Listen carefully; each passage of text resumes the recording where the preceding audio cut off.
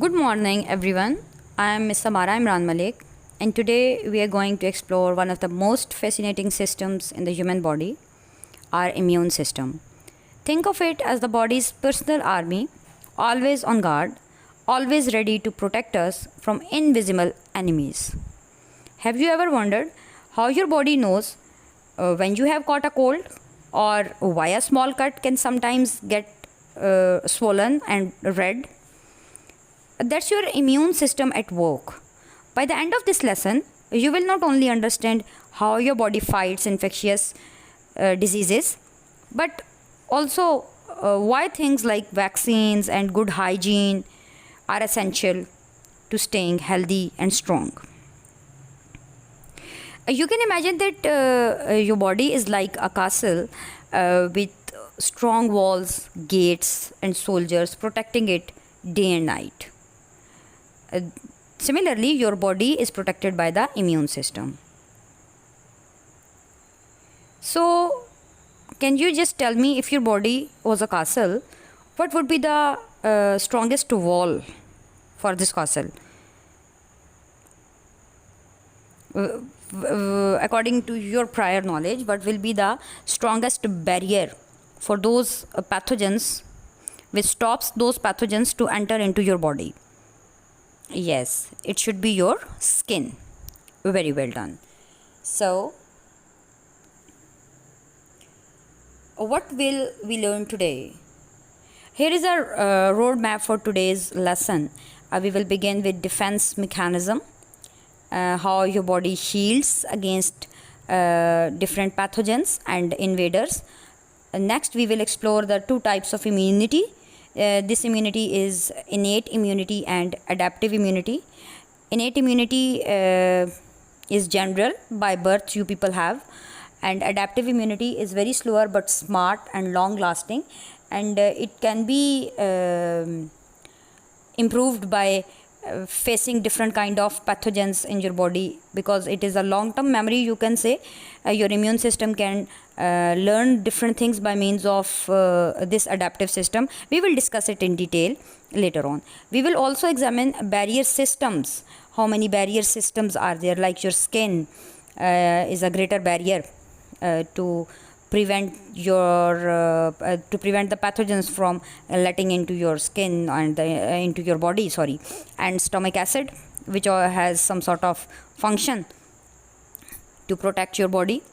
And then finally we will connect this with our real life choices, like vaccines, how they can help you, hygiene can help you, how, and good food or nutrition, why they are very necessary for a very strong body. You just have to think of like the battle plan of your fortress, and who guards the walls, who fights inside, and who remembers the past battles. Like if we are talking about the fortress, so in the fortress we just divide those jobs to different soldiers of the army. So some of them who guards the walls, and some of them when if the pathogens are if the enemies are there, so they fight inside and outside of that fortress. And similarly some of them will remember about past battles, and if the past battle was like that, so how they have what things they have accomplished to overcome these situations. So this is immune system and immunity is somehow to that kind of battle plan. So what do you think, that who is stronger, an army that reacts instantly on the spot, or the one that takes time and remember enemies for forever and then take action? Both are very important, bete. Both of them are very important. Innate immunity saves your time and kills that pathogen immediately, while adaptive immunity gives you lasting protection, like it remembers those pathogens and it will last in their memories. And if to due to some reason, if these pathogens come again into your body, so it learned about that, and then it has a better fighting field for that, and just make different kind of antibodies for them, and they kill them at all. We will discuss it in later. Next is pathogens, the invaders, which we just now I can say that let's meet the villains that is pathogens. So first of all, it is pathogens. We already have discussed there are 4 different types of pathogens. These are like bacteria, viruses, fungi, and protozoa. So bacteria is a single celled organism, bete. Some are very harmless, which just act in your as a helping hand in your digestive system, but some are very harmful, like E. coli bacteria, or the different kind of bacteria which make your body ill, and some sort of diarrheal diseases are there over by means of due to these bacteria entrance. And viruses, they are just acting just like the hijacker, you can say, and they use your own cell to make their soldiers, to make their army, to just attack on your body, like influenza or COVID-19. We already have discussed previously in detail. And the next is fungi. It just thrives in warm and moist places, and examples we have discussed like athlete's foot, fungal infection over there. And protozoa, parasites, they are the like some sort of vectors are there which acts like the and which some sort of insects which act like a vector or the carrier to bring those diseases towards the healthy persons over there. So we already have discussed. They constantly search for ways to enter through your nose, through your mouth, or even through the cuts. All these pathogens are just try to get into your body. Constantly they are just finding the ways how they make themselves possible to enter into your body, to get into your bloodstream, to make you ill, to attack on your body. Like you can understand it like pathogens are you can suppose they are like thieves who are sneaking into a house, some through doors, some through windows, and some through cracks. So similarly, the pathogens are like those thieves which are just trying to enter into that body, into your body. Yes. Have you remember any kind of bacterial diseases and viral disease? Any of you can tell the name of bacterial disease we already have learned? Yes, typhoid, tuberculosis, which is also known as TB, and viral disease. Right now I have just told the I think 2 names of those viral diseases. These are COVID-19 and influenza, cold and flu.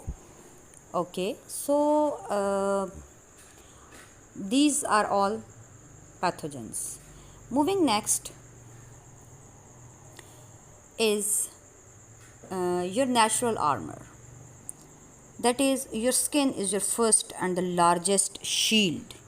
Your skin is your first and the largest shield against those pathogens.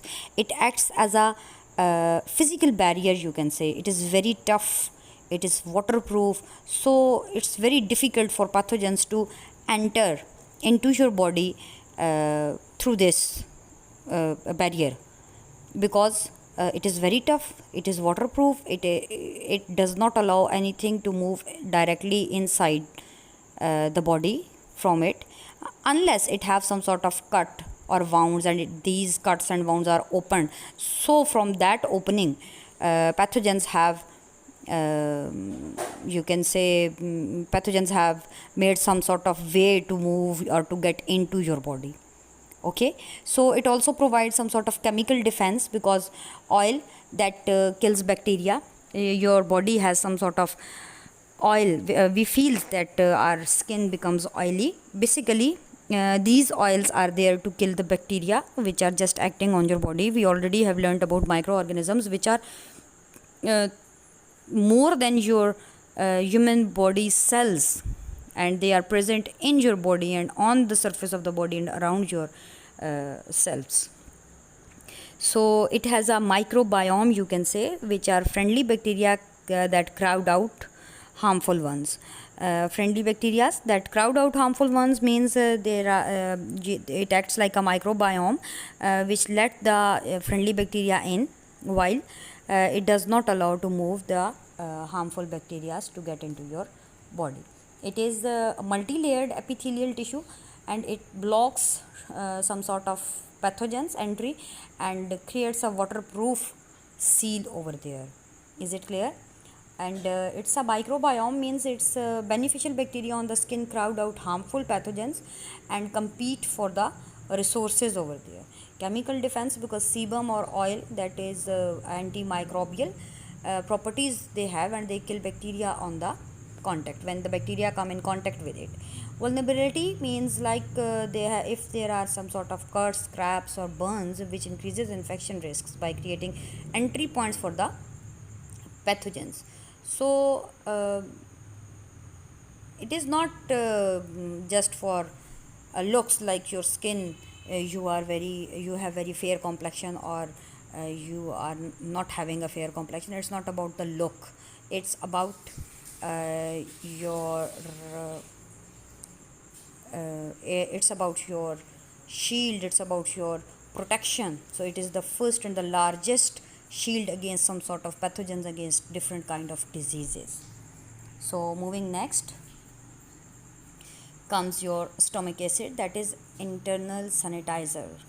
Fine. So even if germs sneak inside, somehow they come in contact or they get into your body, so they sneak inside if through any opening, any cut or wound or anything, like when you are inhaling something which is dirty. So your stomach is ready for that. Stomach acid, that is known as hydrochloric acid, your stomach produces this acid by itself. It is kills most microbes quickly, and enzymes in your saliva and tears acts like scissors to cut bacteria as well. You should have your this thing in your mind, like enzymes in your saliva. So your saliva, which is present in your mouth, and the tears which are present in your eyes, they act like scissors to cut bacteria. And mucus in airways traps germs before they reach the lungs.